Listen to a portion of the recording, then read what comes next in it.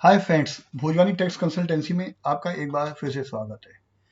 आज हम बात करेंगे सीनियर सिटीजन्स के बारे में कि सीनियर सिटीजन्स अपनी आईटीआर कैसे फाइल कर सकते हैं। आप सभी जानते हैं कि आईटीआर फाइल करने की डेट 15 सितंबर हो चुकी है। अब काफ़ी सारे लोगों ने आईटीआर फाइल करना शुरू कर दिया है, काफ़ी लोगों की आईटीआर प्रोसेस भी हो चुकी है। अब हम बात कर लेते हैं कि आईटीआर फाइल करने में सीनियर सिटीजन को क्या क्या बेनिफिट हैं और स्टेप बाय स्टेप समझेंगे कि उनकी सेविंग कैसे हो सकती है और ऐसे कौन कौन से सेविंग टिप्स हैं जो कि आईटीआर फाइल करते वक्त सीनियर सिटीजन की इनकम टैक्स को रिड्यूस कर सकते हैं। तो सबसे पहले हम समझ लेते हैं कि सीनियर सिटीजन कौन होते हैं। सीनियर सिटीजन वो लोग होते हैं जिनकी की एज 60 ईयर से ऊपर होती है, यानी कि जो पर्सन 60 ईयर से लेकर 79 ईयर्स तक हैं उन्हें सीनियर सिटीजन की कैटेगरी में रखा गया है। अगर आप भी 31 मार्च 2025 को 60 ईयर्स के हो गए हैं तो आप सीनियर सिटीजन की कैटेगरी में आ चुके हैं। अब यहाँ पे बात आती है कि सर आपने जो 60 से लेकर 79 ईयर्स तक लिखा है, तो क्या जो 79 ईयर्स से ऊपर के लोग हैं वो सीनियर सिटीजन नहीं है? है, बिल्कुल वो सीनियर सिटीजन है, लेकिन इनकम टैक्स की नज़र में उन्हें सुपर सीनियर सिटीजन कहा गया है। यानी कि जिनकी एज 79 ईयर्स तक है वो सीनियर सिटीजन में है और जिनकी एज 80 या 80 प्लस है वो सुपर सीनियर सिटीजन की कैटेगरी में आते हैं। अब इसमें हम बात कर लेते हैं कि इनको क्या क्या बेनिफिट मिलेंगे। अब बेनिफिट में है कि हायर एग्जेम्पशन लिमिट, कि जो भी एग्जेम्पशन लिमिट है आईटीआर फाइल की उसमें सीनियर सिटीजन के लिए एग्जेम्पशन को बढ़ाया गया है, यानी कि उन्हें ज़्यादा छूट दी गई है। इसके अलावा सीनियर सिटीजन को ये बेनिफिट है, अगर वो नॉन बिजनेस इनकम है तो उन्हें कोई भी एडवांस टैक्स डिपॉजिट करने की रिक्वायरमेंट बिल्कुल भी नहीं है, चाहे उनकी इनकम कितनी भी हो। अब हम बात कर लेते हैं एप्लीकेबल आईटीआर फॉर्म। बहुत सारे लोग कंफ्यूज होते हैं कि कौन सी आईटीआर हमारे लिए एप्लीकेबल होगी। अब मोस्टली सीनियर सिटीजन के केस में जो आईटीआर होती है आईटीआर 1 एप्लीकेबल होती है, क्योंकि जो सीनियर सिटीजन की इनकम मोस्टली होती है सैलरी इनकम या पेंशन इनकम होती है। तो अगर आपकी सैलरी या पेंशन इनकम है और इंटरेस्ट की इनकम है, चाहे वो एफडी का इंटरेस्ट है या आपका सेविंग अकाउंट का इंटरेस्ट आता है, इसके अलावा अगर आपकी टोटल इनकम 50 लाख से कम है तो आपके लिए आईटीआर 1 एप्लीकेबल होगी। अब नेक्स्ट है आईटीआर 2। अगर आपकी सैलरी और पेंशन की इनकम है, इंटरेस्ट इनकम भी है और इसके अलावा आपकी कैपिटल गेन इनकम है तो आपके लिए आईटीआर 2 एप्लीकेबल होगी। अब इसके अलावा क्या है, अगर आपके पास एक से ज़्यादा हाउस प्रॉपर्टी है तो आप आईटीआर 1 फाइल नहीं कर सकते, आपके ऊपर आईटीआर 2 एप्लीकेबल होगी। अगर आपकी इनकम 50 लाख से ऊपर है तो भी आपके ऊपर आईटीआर 2 एप्लीकेबल होगी। अब आपके ऊपर कौन सी आईटीआर एप्लीकेबल होगी, इसके लिए हम आ जाते हैं इनकम टैक्स की साइड पर। इनकम टैक्स की साइड में आप यहाँ पे एक ऑप्शन दिया हुआ है इंडिविजुअल एचयूएफ, उसमें आप यहाँ पे जाएंगे, यहाँ आपके पास दिया हुआ है सैलरी एम्प्लॉयज। इसमें एक ऑप्शन दिया हुआ है रिटर्न और फॉर्म्स एप्लीकेबल टू मी, कि मेरे ऊपर कौन सी रिटर्न का फॉर्म एप्लीकेबल होगा। तो इसे आप क्लिक करेंगे तो यहाँ पे आपको सभी आईटीआर आ जाएंगी। जैसे आप देखेंगे अब आईटीआर 1 दी हुई है, आईटीआर 1 एप्लीकेबल है ओनली फॉर इंडिविजुअल के लिए। अब यहाँ पे कंडीशन दी हुई है कि कौन कौन आईटीआर 1 फाइल नहीं कर सकता है, उसकी ये कंडीशन आप यहाँ पे पढ़ लें। इसके अलावा आप नीचे जाएंगे तो यहाँ पे दिया हुआ है आईटीआर 2, कि आईटीआर 2 किसके ऊपर एप्लीकेबल है और किसके ऊपर नहीं एप्लीकेबल है। ऐसे ही आईटीआर 3, आईटीआर 4, तो इन्हें आप एक बार पढ़ लें और समझ लें कि आपके लिए कौन सी आईटीआर एप्लीकेबल है, उसी हिसाब से अपने आईटीआर फॉर्म को चूज करें। अब हम बात कर लेते हैं कि कौन कौन से डॉक्यूमेंट रिक्वायरमेंट होते हैं आईटीआर फाइल करने के लिए। इसकी मैंने यहाँ पे चेकलिस्ट बनाई हुई है। सबसे पहले हमें चाहिए पैन और आधार। पैन कार्ड क्यों चाहिए? क्योंकि जो भी हम आईटीआर फाइल करते हैं लॉगिन में हमारा पैन कार्ड नंबर लिखा जाता है। अगर आपको पैन कार्ड नंबर याद है देन वेल एंड गुड, अगर नहीं है तो आप अपने पास पैन कार्ड की कॉपी रखें, उससे अपना यूजर आईडी और जो भी आपका पासवर्ड है उससे अपना लॉगिन करें। इसके अलावा आपके पास फॉर्म 16 होना चाहिए। अगर आपकी सैलरी की इनकम आती है, आप अभी अभी पिछले साल ही आपने as a senior citizen applicable हुए हैं तो आपके पास फॉर्म 16 होगा, आप उसे भी कलेक्ट कर लें। इसके अलावा जो भी आपके पास बैंक में एफडीज बनाई हुई हैं उस पर आपको इंटरेस्ट आता होगा, आप उसका इंटरेस्ट सर्टिफिकेट बैंक से कलेक्ट करें। और इसके अलावा आपकी जो पासबुक है सेविंग बैंक की उसको भी अपडेट करें और उसमें चेक करें कि आपके पास इंटरेस्ट जो टोटल आया हुआ है ईयर्स में कितना आया हुआ है। अब हम बात कर लेते हैं नेक्स्ट फॉर्म 26AS की। अब फॉर्म 26A क्या है, जो भी आपका टीडीएस कटा है, चाहे वो सैलरी का है, चाहे बैंक ने एफडी पे इंटरेस्ट दिया उस पर टीडीएस काटा है, या आपकी कोई अदर इनकम या कहीं कमीशन की इनकम है, कोई भी इनकम है जिससे भी आपका टैक्स कटता है, वो फॉर्म 26A में आता है। तो आपको अपना फॉर्म 26A भी डाउनलोड कर लेना है। इसके अलावा AIS annual information statement, annual information system वो होता है कि जिसमें आपकी टोटल डिटेल्स इनकम टैक्स की साइट पे होती है कि आपकी कितनी इनकम है, चाहे बिजनेस है, चाहे सर्विसेज है, या आपने कोई कैपिटल गेन किया हुआ है, चाहे आपका इंटरेस्ट है, वो सब टोटल जितनी भी आपकी इनकम की इंफॉर्मेशन होगी वो आपको AIS में मिलेगी। इसके अलावा अगर आपका कोई पेंशन सर्टिफिकेट है तो आप उसको रखें, अगर आपके कोई मेडिकल्स के बिल्स हैं तो उनको भी आप अपने पास रखें। अगर आपको नहीं पता है कि फॉर्म 26A और AIS कैसे डाउनलोड करेंगे तो आप मेरे चैनल भोजवाइन टैक्स कंसल्टेंसी पे जाएं।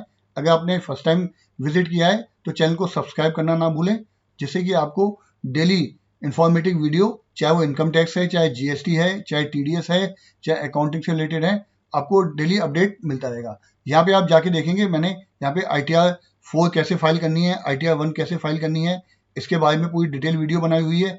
आप खुद से अपनी ITR 1 कैसे फाइल कर सकते हैं उसकी भी वीडियो आप देखें।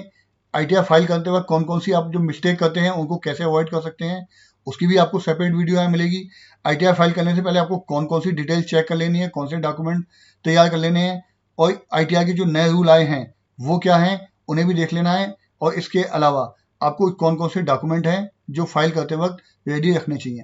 तो ये काफ़ी सारी वीडियो मैंने दी हुई हैं, आप इनको जाके देखें, इसका बेनिफिट लें, जिससे कि आप जब ITR फाइल करें तो कहीं भी आप इसमें कोई भी मिस्टेक ना करें और आप अपनी ITR बिल्कुल सही फाइल कर पाएँ। अगर आपको कोई रिफंड बनता है तो आपको वो टाइमली रिफंड मिल जाए। तो हम बात कर लेते हैं कि ITR की रिटर्न फाइल कैसे की जाएगी। ITR की रिटर्न फाइल करने के स्टेप बाय स्टेप प्रोसेस को हम समझ लेते हैं।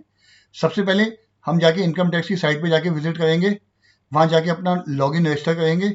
लॉगिन रजिस्टर करने के बाद वहाँ पे ऑप्शन आता है file income tax return.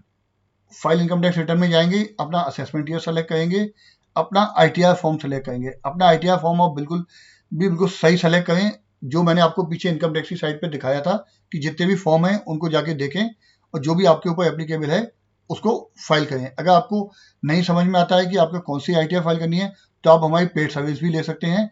Description box में मैंने नंबर दिया हुआ है, वहाँ पे आप कॉल करके इस सर्विस को ले सकते हैं। इसके अलावा जब आप ITR फाइल करेंगे तो वहाँ पे आपको दो ऑप्शन दिए होंगे, ऑनलाइन मोड और ऑफलाइन मोड। तो आपको ऑनलाइन मोड चूज करना है, क्योंकि ऑफलाइन मोड एक्सेल यूटिलिटी होती है, उसको फाइल करना काफ़ी टफ होता है, उसमें काफ़ी सारी गलती होती है और उसको कई बार वैलिडेट करना पड़ता है। जब तक वो कंप्लीट वैलिडेट नहीं होगी वो आप उसको अपलोड नहीं कर सकते। तो मैं सजेस्ट करूँगा कि आप ऑनलाइन मोड को ही चूज़ करें। इसके अलावा जैसे आप ऑनलाइन मोड को चूज़ करेंगे वहाँ पे एक ऑप्शन आता है प्रीफिल्ड डेटा का। उस प्रीफिल्ड डेटा से आपका जितना भी डेटा होगा वो पूरा आ जाएगा, उसे आप रिव्यू करें, चेक करें कि बिल्कुल ये आपका डेटा ठीक है। और इसके अलावा अगर आप ओल्ड टैक्स रिजीम में जाना चाहते हैं तो उसमें जो भी डिडक्शंस आप लेना चाहते हैं, चाहे वो 80C की है या 80D की है, और भी जो डिडक्शन लेना चाहते हैं उनको एक बार चेक करें और अपना टैक्स कैलकुलेट कर लें। अब टैक्स कैलकुलेट करने के लिए आपको इनकम टैक्स की साइट पे एक कैलकुलेटर दिया हुआ है। अब मैं आपको यहाँ पे इनकम टैक्स की साइट पे ले आया हूँ। आप यहाँ पे जाएंगे तो आपको यहाँ पे एक इनकम टैक्स कैलकुलेटर दिखाई देगा। इसे यहाँ पे आप एडवांस कैलकुलेटर सेलेक्ट कर लें। इसके बाद यहाँ पे दोनों देखेंगे आप, ओल्ड टैक्स रिजीम और न्यू टैक्स रिजीम दी हुई है। आप जिस भी रिजीम में जाना चाहते हैं उसके हिसाब से अपना टैक्स कैलकुलेट कर लें, या फिर आपके लिए कौन सी रिजीम बेनिफिशियल है ये भी यहाँ से आप चेक कर सकते हैं। अगर आप ओल्ड टैक्स रिजीम में जाते हैं, यहाँ पे नीचे देखेंगे आपके पास salary income, house property income, capital gain income, business income, other source income. आपकी जिस तरह की भी इनकम है आप यहाँ पे पूरा डेटा फिल कर लेंगे। अगर आपने कोई डिडक्शन क्लेम करनी है ओल्ड टैक्स रिजीम में वो भी आप यहाँ पे लिख देंगे तो आपका टैक्स कैलकुलेट होके यहाँ पे आ जाएगा। इसके अलावा आप यहाँ पे केवल न्यू टैक्स रिजीम सेलेक्ट करेंगे, आपको डेटा दोबारा फिल नहीं करना है, डेटा वैसा का वैसा ही फिल रहेगा। आप जाके न्यू टैक्स रिजीम पे टिक कर लेंगे और उसके बाद यहाँ पे आप जाके देखेंगे कि आपका टैक्स कितना बनना है। तो आप यहाँ पे चेक कर सकते हैं कि ओल्ड टैक्स रिजीम और न्यू टैक्स रिजीम दोनों में जो भी आपके लिए बेनिफिशियल हो उसके हिसाब से आप अपनी रिटर्न फाइल कर सकते हैं। लेकिन यहाँ पे एक चीज बहुत ध्यान देने की है कि कई लोग क्या करते हैं कि अपना यहाँ पे टैक्स तो कैलकुलेट कर लेते हैं, कैलकुलेट करने के बाद जब इनकम टैक्स की साइड पे रिटर्न फाइल करते हैं तो वहाँ पे टैक्स कुछ अलग ही आता है। क्यों आता है? क्योंकि सबसे बड़ा मिस्टेक होती है वो यहाँ पे असेसमेंट ईयर चूज नहीं करते, क्योंकि बाई डिफॉल्ट यहाँ पे असेसमेंट ईयर 2026-2027 है। जबकि जो हमारा असेसमेंट ईयर है 2025-2026 आएगा, क्योंकि जो हम ITR फाइल करेंगे वो हमारा फाइनेंशियल ईयर 2024-2025 की फाइल करनी है, जिसका असेसमेंट ईयर 2025-2026 है। तो जब भी आप यहाँ पे कैलकुलेटर यूज करें तो ध्यान दें कि आपने असेसमेंट ईयर सही सेलेक्ट किया हुआ है। अगर आपने असेसमेंट ईयर गलत चूज किया होगा तो टैक्स भी गलत कैलकुलेट होके आएगा। सब टैक्स कैलकुलेट करने के बाद आप अपनी रिटर्न को वेरिफिकेशन करेंगे। अगर आप जब तक वेरीफाई नहीं करेंगे तब तक आपकी रिटर्न नहीं मानी जाएगी कि वो फाइल हो चुकी है। उसको आप अपने OTP से कर सकते हैं, जो आपका आधार OTP आता है उससे कर सकते हैं।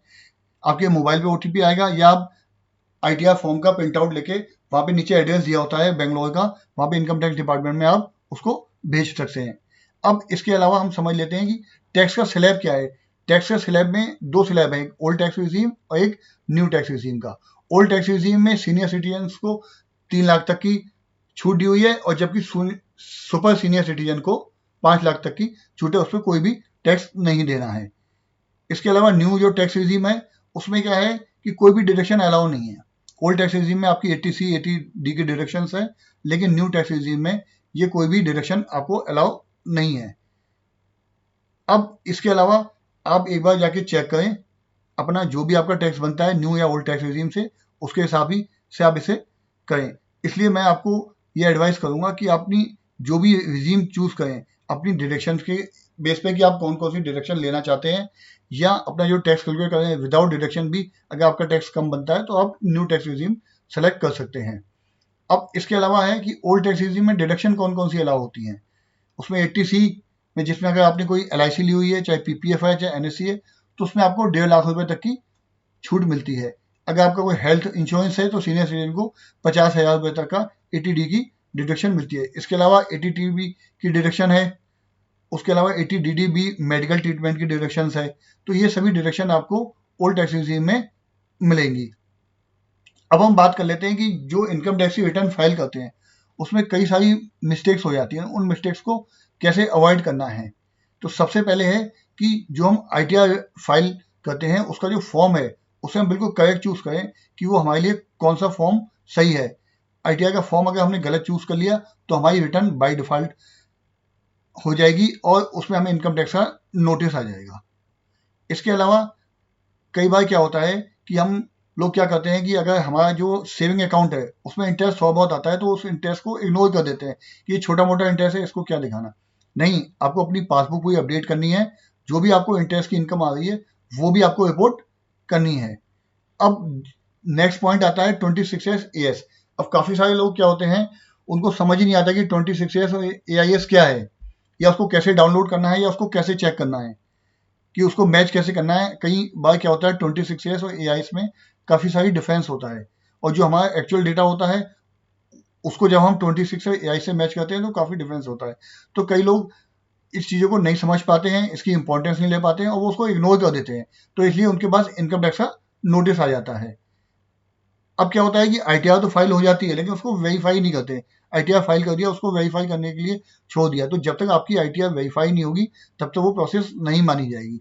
इसके अलावा कोई अगर आपकी इनकम है जो एग्जाम्प्ट है, मान लें एग्रीकल्चर इनकम है, तो हम उसको शो नहीं करते हैं कि ठीक है ये एग्जाम्प्ट इनकम है, इसको नहीं। लेकिन आपको जो भी इनकम है वो हर इनकम को आपको दिखाना है। अब बात कर लेते हैं कुछ बोनस टिप्स की कि ITR फाइल करते वक्त हमें किन चीज़ों का ध्यान रखना है। सबसे पहले तो हमें ITR टाइमली फाइल कर लेनी चाहिए, हमें लास्ट डेट का वेट नहीं करना चाहिए, क्योंकि लास्ट डेट पे आके काफ़ी सारे लोग ITR फाइल करते हैं तो कई बार वेबसाइट में दिक्कत आती है और कई सारी ऐसी चीज़ें हो जाती है कि हम जल्दीबाजी में ITR फाइल करते हैं, वो हमसे गलत फाइल हो जाती है और हमारा अगर कोई रिफंड होता है वो भी अटक जाता है और उल्टा हमें इनकम टैक्स से नोटिस मिल जाता है। इसलिए जब आप ITR फाइल कर दें तो उसको विद इन 30 डेज का टाइम होता है, उसको वेरीफाई कर दें। नेक्स्ट है कि आप एक बार जरूर चेक कर लें कि आपका पैन है वो आधार से लिंक है या नहीं है। अगर आपका पैन आधार से लिंक नहीं है तो आपकी ITR फाइल नहीं होगी। आप ऑनलाइन ITR फाइल नहीं कर सकते, आपको ITR का प्रिंट आउट लेके अपने बेंगलोर वाले इनकम टैक्स डिपार्टमेंट में जो एड्रेस नीचे दिया होता है उस पर आपको भेजना पड़ेगा। अगर आपके पास कोई सॉफ्टवेयर है तो आप उस सॉफ्टवेयर का यूज कर सकते हैं ITR फाइल करने के लिए, कैलकुलेट करने के लिए, या किसी कंसल्टेंट्स की सर्विसेज ले सकते हैं। आशा करता हूँ ये जो इनकम टैक्स रिटर्न फाइल करने पूरा प्रोसेस मैंने आपको बताया, आपको समझ आ गया होगा। अगर आपको इसमें कहीं भी कोई डाउट है तो डिस्क्रिप्शन बॉक्स में मैंने अपना नंबर दिया है, आप कॉल करके मेरे से इसकी हेल्प ले सकते हैं। और मेरे चैनल को लाइक, शेयर और सब्सक्राइब करना ना भूलें। इसी तरह की इंफॉर्मेटिव वीडियोस के लिए लाइक, शेयर और सब्सक्राइब जरूर करें, और अपने सीनियर फ्रेंड्स को या जो भी आपके रिलेटिव्स हैं या जाने वाले हैं उन्हें ये वीडियो को फॉरवर्ड करें ताकि वो भी इसका भी बेनिफिट ले सकें। Thanks for watching.